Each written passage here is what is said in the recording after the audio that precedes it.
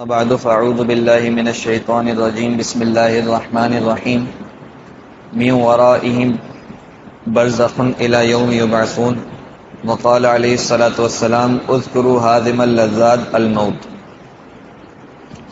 محترم دوستو بزرگوں، آج کی مجلس کا عنوان قبر کے احوال، قبر کے حالات ہیں، اور جب بات قبر کے حالات کی ہو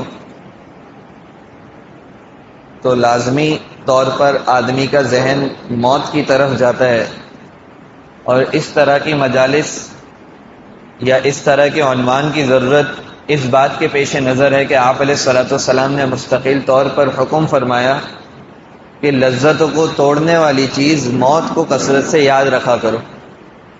ایک موقع پہ آپ علیہ السلام مسجد میں داخل ہوئے تو دیکھا کہ کچھ لوگ ہنس رہے ہیں، تو آپ علیہ السلام نے فرمایا کہ لذتوں کو توڑنے والی چیز کو یاد کرو۔ یا رسول اللہ، لذتوں کو توڑنے والی چیز کیا ہے؟ فرمایا موت۔ تو چونکہ ہمارا عقیدہ ہے کہ اصل زندگی تو موت کے بعد کی زندگی ہے، اور انسان کی فطرت ہے کہ جو کچھ نظر آ رہا ہوتا ہے زیادہ ذہن اس کی طرف جاتا ہے، تو اس وجہ سے موت کے تذکرے بار بار اس لیے ضروری ہیں تاکہ آخرت کے احوال، آخرت کے حالات ہمارے سامنے اور ہماری زندگی اس کے اعتبار سے گزرے۔ چنانچہ حضور صلی اللہ علیہ وسلم نے ایک موقع پہ اس رنگین دنیا کی حقیقت واضح کرتے ہوئے فرمایا، حضرت ابو ہریرہ رضی اللہ عنہ کو ساتھ لے کر گئے، کچرا کنڈی کی طرف لے کر گئے۔ اے ابو ہریرہ، میں تمہیں بتاؤں کہ دنیا کی حقیقت کیا ہے؟ یا رسول اللہ ضرور بتائیں۔ چار چیزیں سامنے رکھی تھی۔ فرمایا، یہ دیکھو، یہ کھوپڑیاں ہیں، یہ ان انسانوں کی کھوپڑیاں ہیں جس طرح سے آج تم لوگوں کی ہیں کہ ان کے اندر دماغ ہوا کرتے تھے، ان دماغوں کے اندر اپنے مستقبل کے باقاعدہ پلان ہوا کرتے تھے، ان کے دلوں کے اندر حرص ہوا کرتی تھی کہ اتنی دنیا حاصل کرنی ہے پھر مجھے سکون ملے گا۔ ان کے دماغوں میں باقاعدہ امیدیں ہوتی تھی کہ یہ ہو جائے، یوں کر لوں گا تو یہ ہو جائے گا، یوں راحت مل جائے گی، فلاں کام میری چاہت کے مطابق ہو جائے، اس کے لیے جان لگا دیتے۔ تو جس طرح آج تم اپنے دماغ کو دنیا حاصل کرنے میں لگا رہے ہو، اسی طرح ان کھوپڑیوں میں دماغ تھے، آج وہ دماغ کہیں نظر نہیں آ رہا، یہ کھوپڑیاں بالکل ایسے کچرے کے اندر پڑی ہوئی۔ دوسرا، اس کچرا کنڈی میں پاخانہ رکھا ہوا تھا۔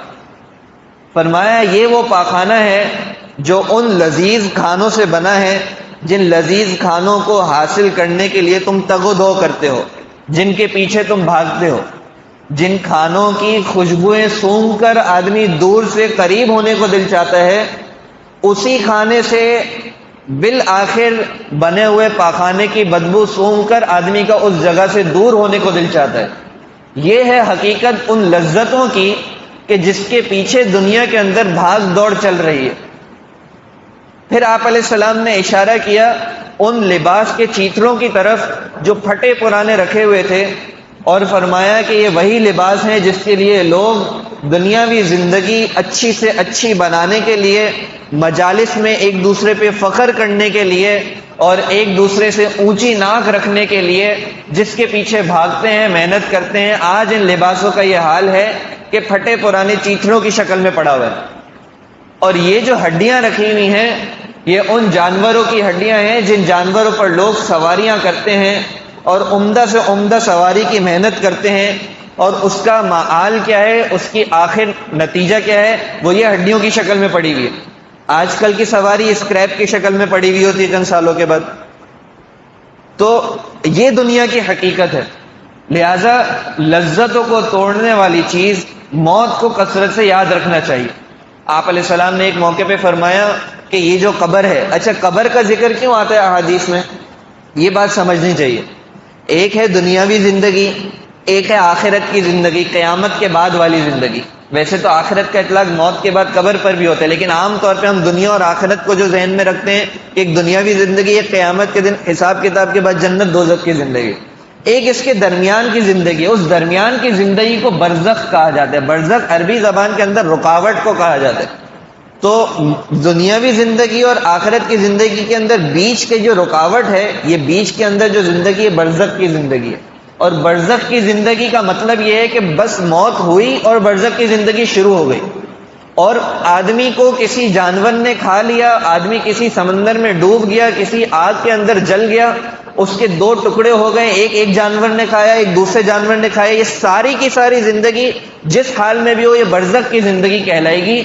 عموماً لوگوں کو کیونکہ قبر کے اندر ڈالا جاتا ہے، اس وجہ سے احادیث کے اندر جب بھی برزخ کی زندگی کے تذکر ہوتے ہیں تو عام طور پہ قبر کے حالات کے عنوان سے ہوتے ہیں۔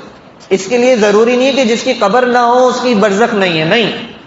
روایات میں آتا ہے کہ بنی اسرائیل کا ایک شخص اپنے گناہوں سے بہت پریشان تھا، اس نے اپنے بیٹے کو وصیت کی کہ جب میں مر جاؤں میری لاش کو آگ لگا دینا، اور میری لاش کے آگ کے بعد جو ریزہ ریزہ ہو جائے گی اور پورا جو ہے وہ ختم ہو جائے گی تو اس کو ہوا میں ادھر ادھر پھینک دینا، سمندر میں بہا دینا، بس ایسے کر دینا۔ اس نے دل میں یہ سوچا کہ اب اللہ کیسے مجھے زندہ کریں گے۔ پھر اس نے دل میں یہ بھی سوچا پھر بھی اگر اللہ نے اپنے آپ کو مخاطب کر کے پھر بھی اگر اللہ نے مجھے زندہ کر لیا نا تو اے فلاں نے اپنے آپ کو کہا اے فلاں پھر تیری خیر نہیں ہے، تو اللہ رب العزت تو زندہ کرنے پہ قادر ہے۔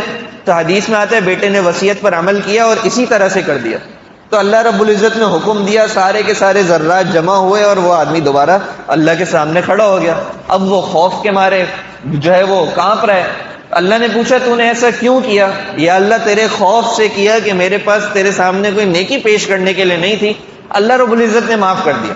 تو واقعہ سنانے کا مقصد یہ ہے کہ قبر کے حالات کی جب بات ہوگی تو ضروری نہیں ہے کہ قبر ہی کے اندر جو گیا اس کے معاملے میں ہے، بلکہ جس حال میں بھی موت ہوگی اس کی برزخ کی زندگی شروع ہوگی، اور برزخ عام طور پر لوگوں کی قبر میں ہوتی ہے، لہذا قبر کا تذکرہ ہوتا ہے احادیث کے اندر۔ تو قبر حدیث میں آتا ہے کہ قبر کی پکار ہے، قبر روزانہ انسانوں کو مخاطب کر کے پکارتی ہے کہ اے انسان تجھے کیا ہو گیا، تو میرے پاس آنے کو بھول گیا؟ یاد رکھ کہ یہ جو قبر ہے، یہ جو میرا ٹھکانہ ہے، یہ اجنبیت کا ٹھکانہ ہے، یہاں تیرا کوئی دوست نہیں ہوگا تیرے ساتھ۔ یہ جو گھر ہے یہ وحشت کا گھر ہے، یہ اکیلے پن کا، تنہائی کا گھر ہے، یہاں تو بہت بھیانک حالات ہوں گے، اور اللہ رب العزت جس پر رحم کر دے وہ تو بچ گیا، ورنہ میں بہت زیادہ تنگی کا گھر ہوں۔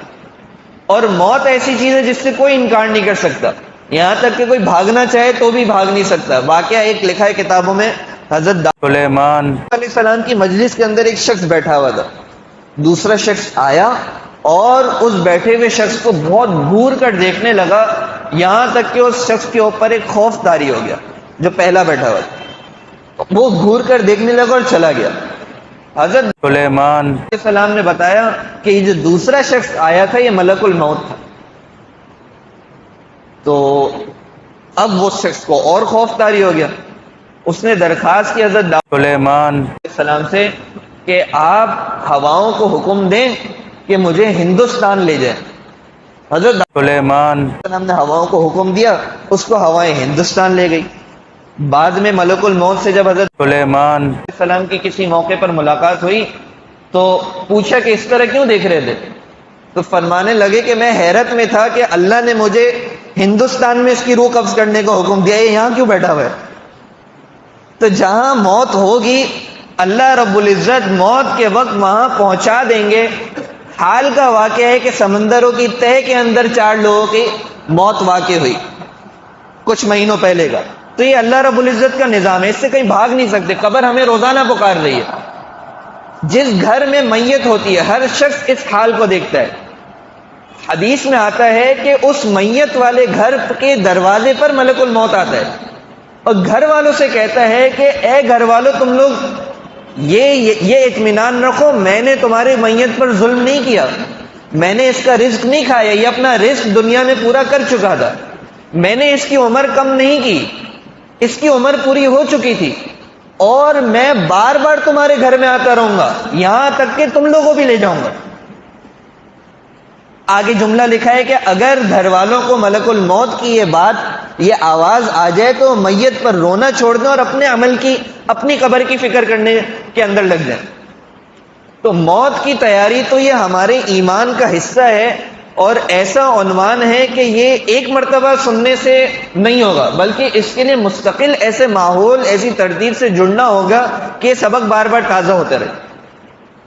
پھر احادیث کے اندر یہ بھی آتا ہے احادیث کی روشنی میں علماء کرام نے یہ بھی بتایا ہے کہ موت کے معاملے میں لوگوں کی 4 قسمیں. ایک تو وہ ہے جس نے موت کی تیاری ہی نہیں کی. جب تیاری نہیں کی تو موت سے ڈرتے بہت ہیں. ایک واقعہ لکھا ہے کہ ایک بادشاہ تھا, اس نے سیر کا اور اپنی سلطنت گھومنے کا ارادہ کیا, تو اس نے حکم دیا کہ بھائی میرے لیے اچھا سا جوڑا لایا جائے. ایک لایا جاتا, پھینک دیتا, دوسرا پھینک دیا, یہ نہیں پسند ہے, یہ نہیں پسند ہے. بہت زیادہ عمدہ جوڑا چنا اس نے.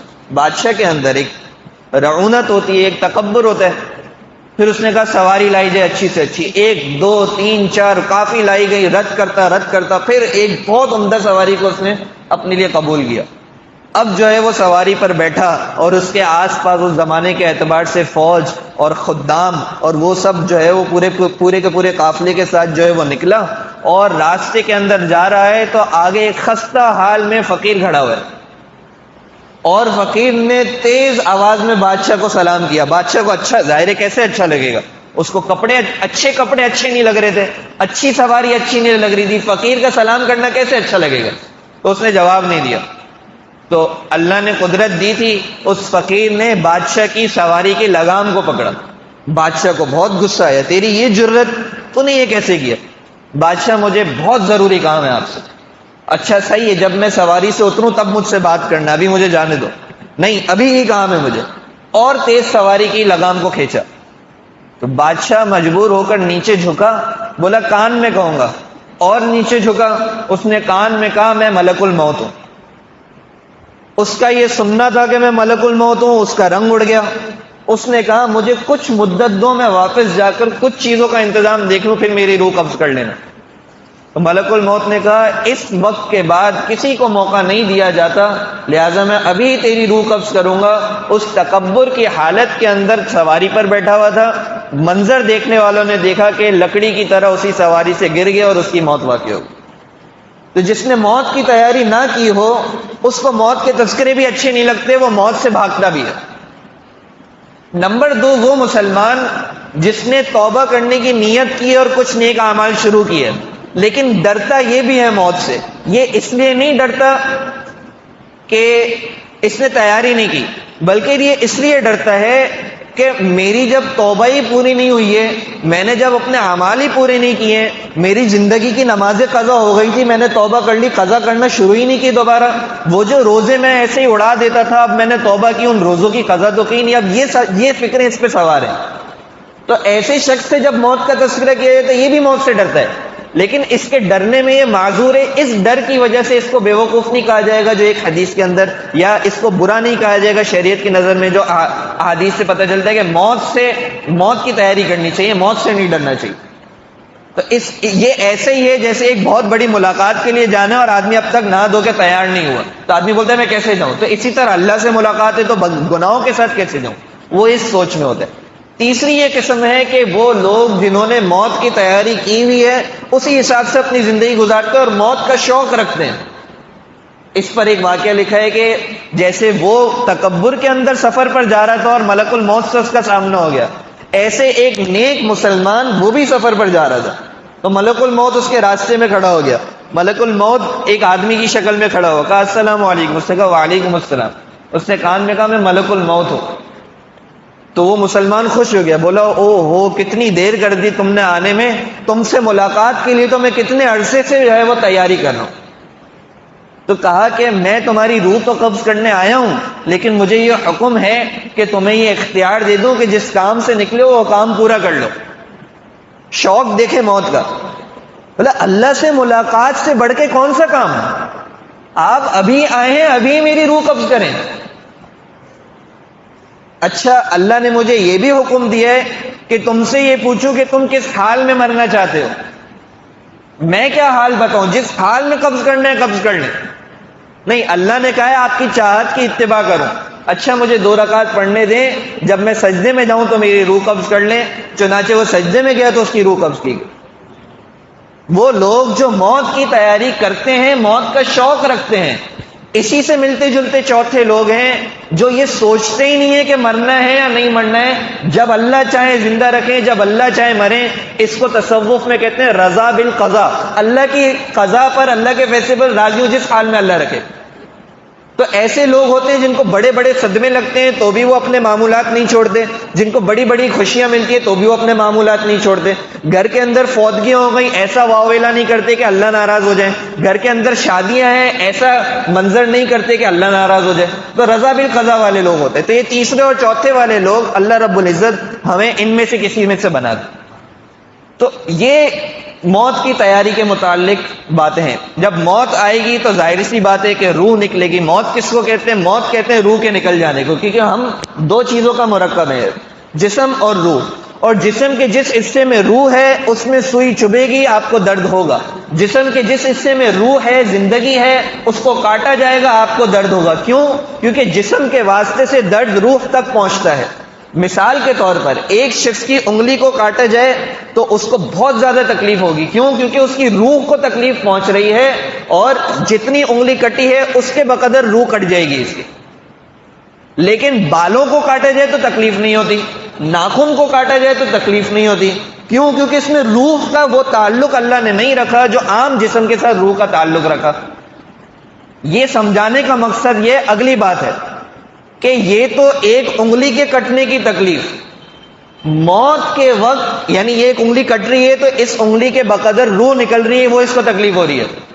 موت کے وقت پورے کے پورے جسم سے روح کو نکالا جائے گا، گویا کے پورے جسم پر کٹنے کے آثار محسوس ہوں گے۔ بڑے بڑے صحابہ کرام، تابعین، بزرگان دین کا قول ہے کہ دنیا کی کوئی سختی ایسی سختی نہیں ہے جو نزا کی سختی ہے، ایسی سخت۔ حضرت عمر رضی اللہ عنہ نے حضرت کعب رضی اللہ عنہ سے پوچھا کہ موت کس طرح آتی ہے؟ فرمایا کہ ایک کپڑا ہو، اس کپڑے کے اندر کانٹے ہی کانٹے ہو، اس کپڑے کو پھینک کر کسی جسم سے پورا کا پورا لپیٹ دیا جائے کہ پورے کے پورے جسم میں کانٹے گھس جائیں، پھر یکدم اس کپڑے کو کھینچا جائے تو یہ جو منظر ہے یکدم کھینچنے کا، یہ روح کے کھینچنے کا منظر ہے۔ یوں جسم سے روح نکلے گی اور آدمی کو تکلیف ہوگی۔ تو ایک واقعہ ہے کہ جس واقعے سے پتہ چلتا ہے کہ روح نکلنے کی تکلیف بعد تک ہوتی ہے۔ ایک بزرگ ہیں حضرت مطرف بن شخیر رحمہ اللہ، یہ آگے سنانا تھا لیکن ابھی سنا رہا۔ تو اللہ رب العزت بعض اوقات کچھ حالات عالم برزخ کے یہیں دکھا دیتے ہیں لوگوں کی نصیحت کے لیے۔ تو وہ کہنے لگے کہ میں ایک میدان میں گیا، میں نے دیکھا برہنہ لوگ کھڑے ہوئے، قبرستان تھا وہ، برہنہ کھڑے ہوئے، اور میں نے سلام کیا تو مجھے کوئی سلام کا جواب نہیں دیا۔ آپس میں کہہ رہے ہیں مطرف بن شخیر ہیں۔ میں نے کہا واہ، سلام کا جواب دیتے نہیں ہو، میرا نام پتہ ہے تم کو، میرے والد کا نام پتہ ہے؟ تو انہوں نے کہا کہ اب سلام کے جواب میں وہ ثواب تھوڑی ملتا جو دنیا میں ملتا تھا۔ اگر سلام کے جواب میں وہ ثواب ملتا ہم سب کچھ قربان کر کے آپ کو سلام کا جواب دینے میں پہل کرتے۔ اب وہ ثواب ہی نہیں ہے، اس لیے وہ شوق ہی نہیں رہا۔ مقصد یہ نہیں کہ سلام کا جواب نہیں دیتے ہیں، ثواب والا نہیں دیتے، وہ بات ہی نہیں رہی۔ اچھا تم سب برہنہ کیوں ہو؟ بولا ہمارے کفن پھٹ چکے اور ہمارے پاس کوئی ایسا سامان بھی نہیں ہے جس سے ہم اپنے جسموں کو چھپائیں۔ تمہیں کیا محسوس ہوتا ہے؟ ہمیں اب تک اپنے موت کے نزا کے وقت کی سختی محسوس ہوتی ہے۔ یہ سنانا مقصد ہے کہ یہ سختی سالہ سال بعد یعنی کفن بوسیدہ ہو جائے گا تب تک محسوس ہوگی۔ اچھا تم تو مرد عورت مخلوط ہو، برہنہ ہو، کپڑے نہیں ہیں، شرم محسوس نہیں ہوتی؟ کہا اس موت کی سختی نے ہماری عقلوں کو ایسا بند کیا کہ ہم یہ تمیز ہی بھول گئے کہ برہنہ ہونے میں بھی کوئی شرم ہے یا مرد عورت کی بھی آپس میں کوئی شرم ہے۔ وہ کیفیت، وہ شرم والی بات کی طرف ذہن ہی نہیں جاتا، ہماری عقل ایسی معاف ہو گئی اس سختی کی وجہ سے کہ ایسی سختی دنیا میں کوئی نہیں جو نزا کی سختی ہے۔ اس موقع کی تیاری کرنا۔ اسی حدیث میں ہے کہ بیوقوف ہے وہ شخص جو دنیا میں لگا رہے اور یہ تمنا باندھے رہے کہ بس موت کے بعد اللہ رحم کرے گا۔ نہیں، عقل مند ہے وہ شخص جو موت سے پہلے موت کی تیاری کرے۔ پھر یہ جو ملک الموت آتا ہے تو مختلف احادیث کے اندر اس کے بھی الگ الگ منظر ہے کہ جب نیک شخص کی روح نکالنی ہو تو اللہ تعالیٰ فرشتوں کو حکم کر دیں کہ اس کے میرے سے ملاقات کا وقت جاؤ، اس کو لے کر آؤ۔ تو ملک الموت 500 جنت کے فرشتوں کے ساتھ آتے ہیں، جنت کا کفن لاتے ہیں، جنت کے گلدستے لاتے ہیں، ہر گلدستے میں 20 طرح کے پھول ہیں، ہر پھول کے الگ رنگ ہیں، ہر رنگ سے الگ خوشبو آ رہی ہے، اور وہ آتے ہیں اور ان کے پاس ایک خوشبودار رومال ہوتا ہے، وہ آتے ہیں، اور جب آتے ہیں تو آدمی کا عالم برزخ کا پردہ کھل جاتا ہے۔ یہ پردہ کھلنا توبہ کا دروازہ بند ہو گیا، چاہے نیک ہو چاہے برا ہو، یہ برزخ کا پردہ کھلا، توبہ کا دروازہ بند۔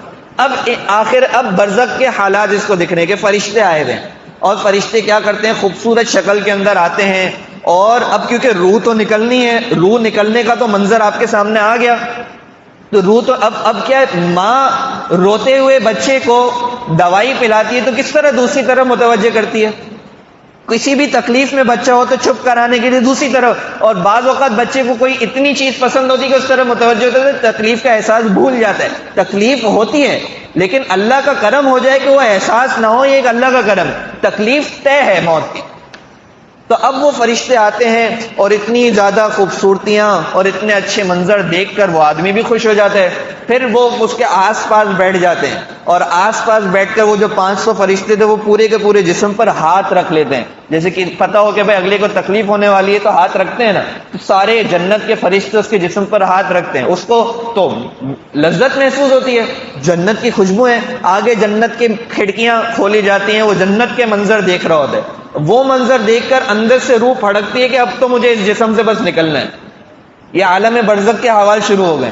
اب جب اس کو جسم سے نکلنا ہے تو پورے کے پورے جسم سے روح بالآخر منہ کے راستے سے نکلتی ہے، تو حدیث میں آتا ہے کہ اس کے منہ پر وہ خوشبودار رومال رکھا جاتا ہے تاکہ روح کے نکلنے میں آسانی ہو، پھر اس منظر کو دیکھ کر روح نکلتی ہے، اور احادیث سے معلوم ہوتا ہے اس کو احساس یوں ہوتا ہے جیسے آٹے میں سے بال نکل گیا، یعنی تکلیف اتنی سخت ہے لیکن متوجہ جنت کے منظر کی طرح ویسے کر لیا کہ تکلیف محسوس ہی نہ ہوئی۔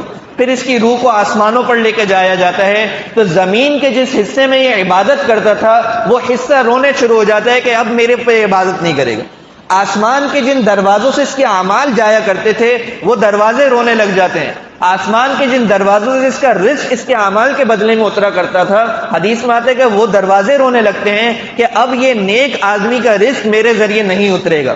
اس کو اوپر لے جایا جاتا ہے، بڑے اکرام سے لے جایا جاتا ہے، یہاں تک کہ ہر آسمان کے فرشتے جو ہے وہ پوچھتے ہیں کہ اس کو اوپر جانے کی اجازت ہے، کیونکہ اوپر تو نیک روح جاتی ہے، بولا ہاں اس کو اجازت ہے، اس کو مرحبا کیا جاتا ہے، استقبال کیا جاتا ہے، آگے جا کے حضرت جبریل علیہ السلام استقبال کرتے ہیں، پھر اللہ کے عرش کے آگے سجدہ کرنے کی توفیق ہوتی ہے اور بہت خوشی کے اندر واپس آتا ہے، واپس آ کر دیکھتا ہے کہ اس کی جو ہے وہ اس کی میت کو تجہیز و تکفین کی جا رہی ہے، تو اپنے گھر والوں سے کہتے ہیں جلد سے جلد مجھے میری قبر کے اندر لے چلو، جلد سے جلد مجھے میری قبر کے اندر لے چلو، پھر اس کو اس کی قبر کے اندر لے جایا جاتا ہے، جب اس کی قبر میں رکھا جاتا ہے تو قبر کہتی ہے اے فلانے بہت اچھا کیا تو میرے پاس آیا، میرے اوپر جتنے لوگ چلتے تھے مجھے تیرا چلنا بڑا پسند تھا، تجھ سے ملاقات کا بڑا شوق تھا۔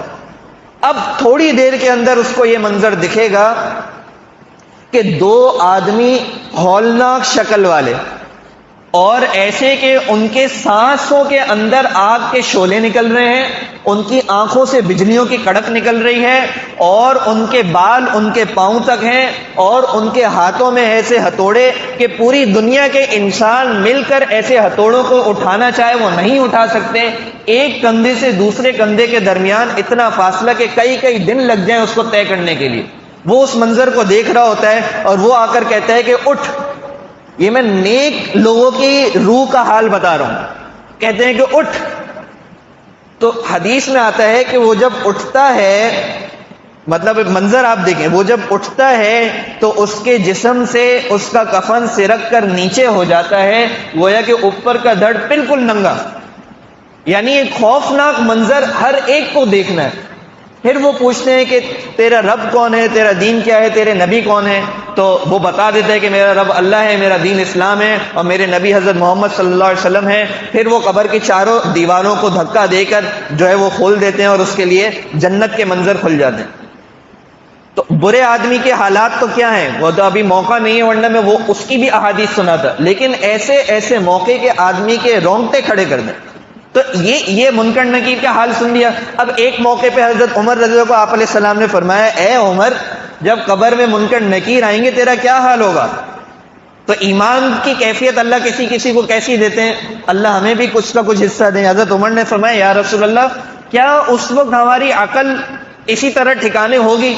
جی اسی طرح ٹھکانے ہوگی۔ یا رسول اللہ بس پھر میں ان سے نمٹ لوں گا۔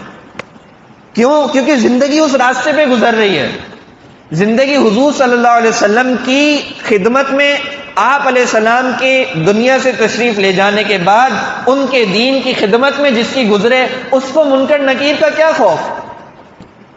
تو یہ پھر قبر کے اندر احادیث میں آتا ہے کہ جب آدمی قبر کے اندر جاتا ہے تو پچھلے لوگوں سے بھی اس کی ملاقات ہوتی ہے۔ حضرت حسن رضی اللہ عنہ کی موت کے متعلق آتا ہے کہ جب ان کی موت کا وقت قریب تھا تو ان کے اوپر کچھ گھبراہٹ کے آثار تھے، تو حضرت حسین رضی اللہ عنہ ملنے آئے اور سمجھ گئے، تو بولا گھبراتے کیوں؟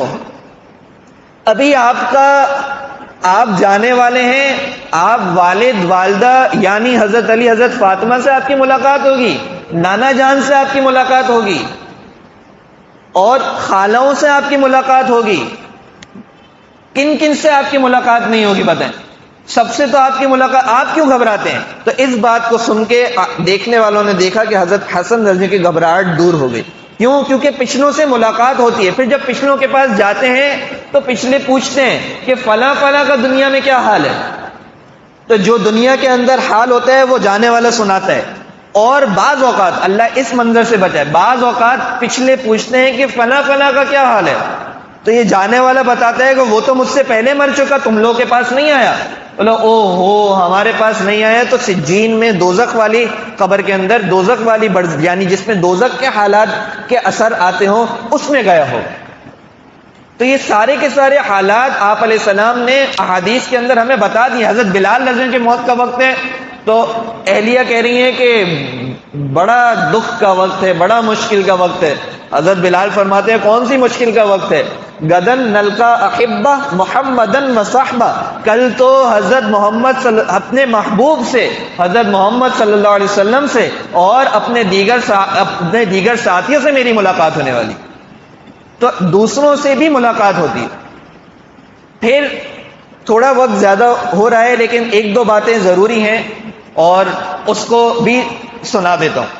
کچھ اعمال ایسے ہوتے ہیں جو آدمی کو قبر کے عذاب میں مبتلا کر دیتے ہیں، خصوصاً جن کا تذکرہ ہے، 3-4 میں ذکر کرتا ہوں جلدی۔ ایک آدمی کی قبر کے برے حالات سامنے آئے، جب اس کے معاملات کو دیکھا گیا تو پتہ چلا وہ حضرت ابو بکر صدیق رضی اللہ عنہ، حضرت عمر رضی اللہ عنہ کو اچھے الفاظ میں نہیں پکارا کرتا تھا، تو اس کی موت اور اس کی قبر اچھی نہیں۔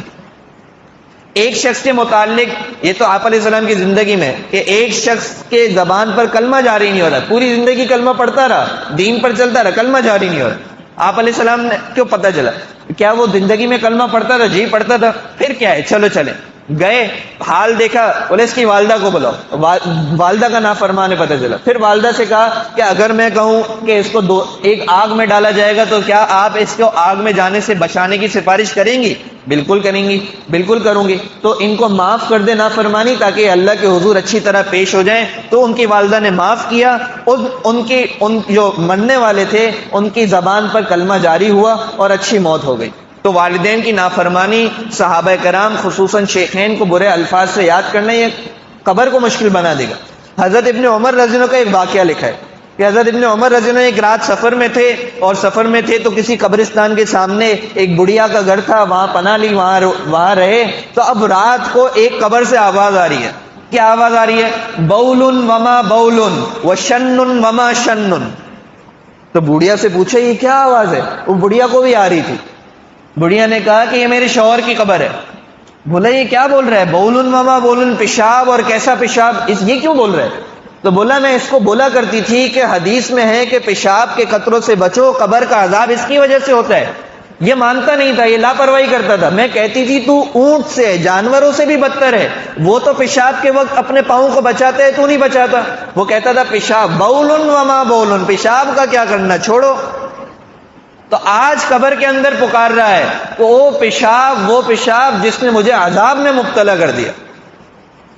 پھر حضرت ابن عمر نے پوچھا یہ شنن وما شنن، مشکیزہ اور وہ مشکیزہ، اس کا کیا معاملہ ہے؟ تو کہنے لگی ایک مرتبہ سخت پیاس میں ایک شخص آیا اور اس سے پانی مانگا، اور ایک مشکیزہ رکھا تھا بالکل خالی تھا، اس نے اس کا مذاق اڑایا یا کیا کیا، اس نے کہا کہ اس مشکیزے سے پانی پی لے۔ وہ بیچارہ ترستا ہوا، پانی کو ترستا ہوا امید میں گیا، اور اس نے دیکھا مشکیزے میں پانی نہیں ہے۔ اس بری حالت کے اندر اس کو ایک اور دھوکہ لگا، ایک جھٹکا لگا، برا لگا، اور اس کی حالت ایسی تھی کہ اس کا انتقال ہو گیا۔ اور اب یہ قبر کے اندر کہہ رہے شنن وما شنن، کہ مشکیزہ، ہائے مشکیزہ جس کی وجہ سے مجھے عذاب ہو رہا ہے۔ تو مسلمانوں کو اگر ہم نے تنگ کیا تو ممکن ہے کہ ہماری قبر بری ہو جائے، اس لیے اپنے آپ کو، کہتے ہیں نا حدیث میں کامل مسلمان وہ ہے جس کی زبان اور ہاتھ سے دوسرے مسلمان محفوظ رہیں، لہذا ایسے اعمال سے بچنا جس کی وجہ سے قبر میں برا حال ہو۔ پھر قبر کے اندر اچھا حال کیسے ہوگا؟ تو یہ واضح سی بات ہے، موٹی موٹی بات ہے کہ صدقہ جاریہ کے اندر اپنا حصہ ڈالیں گے تو ہماری قبر کے حالات اچھے ہوں گے، نیک اعمال جمع کریں گے تو ہماری قبر کے حالات اچھے ہوں گے۔ اللہ رب العزت ہمیں اس کی توفیق دے۔ صدقہ جاریہ کیا ہے؟ صدقہ جاریہ یعنی کوئی ایسا کام کر دینا کہ ہماری موت کے بعد بھی ہم اس نیک کام کا ذریعہ بنے رہیں۔ نہر، کنواں کھدوا دیا، پہلے نہر جاری کروا دی، یہ گاؤں وغیرہ کی طرف اس طرح کی نیکیاں ہو سکتی ہے۔ اور اسی طرح سے کوئی مسجد بن رہی ہے، کوئی مدرسہ بن رہا ہے، کوئی مدرسہ چل رہا ہے، کوئی مسجد چل رہی ہے، اس کے اندر ایسا تعاون کیا کہ وہ ہمیشہ ہمیشہ چلتا رہے، کسی کو حافظ بنانے کے اندر تعاون کر دیا، عالم، یعنی ایسے خیر کے کام کے اندر تعاون کیا، جانی طور پر، مالی طور پر، مدد کے طور پر۔ کتاب لے کر کسی طالب علم کو دے دی، وہ پڑھتا رہے گا، ثواب لکھا جاتا رہے گا، وہ آگے کسی کو دیکھا، یعنی یہ ذریعہ بنا تو یہ چلتا رہے گا۔ اس میں ایک بہت بڑا ذریعہ نیک اولاد ہے، اور نیک اولاد آپ کے لیے دعا نہ بھی کرے تو بھی آپ کو ثواب ایسے ہی ملے گا جیسے ایک آدمی ایک درخت لگا دے، اس درخت کے اندر پھل نکلتے رہیں، جتنے لوگ کھاتے رہیں، وہ کھانے کے بعد دعا بھی نہ کریں کہ درخت لگانے والے کا اللہ بھلا کرے، پھر بھی اس کو ثواب ملے گا۔ ایسے ہی نیک اولاد اگر ہو تو بس اس کی نیکی ہی والدین کے لیے صدقہ جاریہ ہے، اور بری ہو تو وہ صدقہ جاریہ کا راستہ بند ہو جائے گا۔ ایک آخری واقعہ سنا کر بات کو ختم کرتا ہوں کہ ایک واقعہ لکھا ہے کہ ایک بزرگ کو اللہ رب العزت نے خواب دکھایا کہ ایک قبرستان والے ہیں، اور قبرستان کے اندر سب کے سب لوگوں کی قبریں پھٹی، اور سب کے سب لوگ قبروں سے نکل کر کچھ چیزیں گری ہوئی تھی ان کو چن رہے تھے۔ تو انہوں نے ان سے پوچھا کہ اے قبر والوں، یہ کیا حال ہے، یہ کیا کر رہے ہو تم؟ اچھا، اس دوران دیکھا کہ ایک قبر میں ایک شخص آرام سے بیٹھا ہوا ہے۔ بولے یہ کیا کر رہے ہو تم لوگ؟ تو بولا کہ اس قبرستان والوں کو جتنا بھی ایصال ثواب عمومی ہوا ہے، یہ اس کی برکت کے اثرات ہیں، یہ سمیٹ رہے ہیں تاکہ ہمیں فائدہ ہو جائے۔ اچھا اے فلانے، آپ کیوں ایسے ہی بیٹھے ہوئے، آپ کیوں نہیں سمیٹ رہے؟ تو کہنے لگے یہ چھوٹی چھوٹی چیزوں سے اللہ نے مجھے مستغنی کیا ہوا ہے۔ میرا ایک بیٹا ہے، وہ مٹھائی کی دکان پر فلاں جگہ ہوتا ہے، اور روزانہ مجھے قرآن پاک پڑھ کر ہدیہ کرتا ہے، تو مجھے اتنی چھوٹی چھوٹی چیزوں کے پیچھے بھاگنے کی ضرورت ہی نہیں۔ تو وہ صبح اٹھے اور جس مارکیٹ کے اندر مٹھائی کی دکان کا بتایا ادھر گئے، تو ایک نوجوان لڑکا تھا، کام کرتا جا رہا تھا، زبان ہلتی جا رہی تھی، اور وہ دیکھ رہے ہیں۔ تو کافی دیر تک دیکھنے کے بعد اس سے پوچھا کہ اے فلانے تم کیا پڑھ رہے ہو؟ کہنے لگا میں قرآن پاک پڑھ رہا ہوں، میں روزانہ قرآن پاک کام کے ساتھ ساتھ پڑھتا رہتا ہوں اور اپنے والد کو ہدیہ کرتا ہوں۔ تھوڑے عرصے بعد بزرگ نے دوبارہ خواب دیکھا، پورے کے پورے قبرستان والے اسی طرح سمیٹ رہے ہیں وہ برکتیں چھوٹی چھوٹی، اور وہ قبر والا بھی سمیٹ رہا ہے برکت۔ تو صبح اٹھ کر جب معلوم کیا مارکیٹ میں، تو اس نوجوان لڑکے کا انتقال ہو چکا تھا۔ تو محترم دوستوں، یہ آگے کے لیے صدقہ جاریہ چھوڑنا، یہ ہماری بہت بڑی ضرورت ہے، بہت بڑی ضرورت ہے۔ اللہ رب العزت ہمیں قبر کے حالات کو، آخرت کے حالات کو سامنے رکھتے ہوئے اچھی زندگی گزارنے کی توفیق عطا فرمائے۔ وآخر دعوانا الحمدللہ رب العالمین، الحمدللہ رب العالمین، والصلاۃ والسلام علی سید الانبیاء والمرسلین وعلی آلہ وصحبہ اجمعین۔ یا اللہ، جو کچھ کہا گیا، سنا گیا، یا اللہ ان میں جو عمل کرنے کی باتیں ہیں ان میں عمل کرنے کی توفیق عطا فرما، جو بچنے کی باتیں ان سے بچنے کی توفیق عطا فرما، محض اپنے فضل و کرم سے توفیق عطا فرما۔ یا اللہ، جتنے مرحومین مسلمان ہمارے تعلق والوں میں گزر گئے، ان سب کی قبروں کے حالات کو اچھا کر دے، ان سب کو ہماری طرف سے کچھ نہ کچھ اعمال ہمیں انہیں ہدیہ کرنے کی توفیق عطا فرما۔ یا اللہ ہماری قبروں کو اچھا کر دے، ہمارے آنے والوں کو ہمارے لیے، ہمارے ماتحتوں کو ہمارے لیے صدقہ جاریہ بنا دے۔ یا اللہ بہت سارے صدقہ جاریہ کے اعمال کرنے کی توفیق عطا فرما۔ یا اللہ جو مانگا وہ بھی عطا فرما، نہیں مانگا مانگنا چاہیے تو وہ بھی عطا فرما۔ وصلی اللہ تعالی علی خیر خلقہ محمد وعلی آلہ واصحابہ اجمعین، آمین برحمتک یا ارحم۔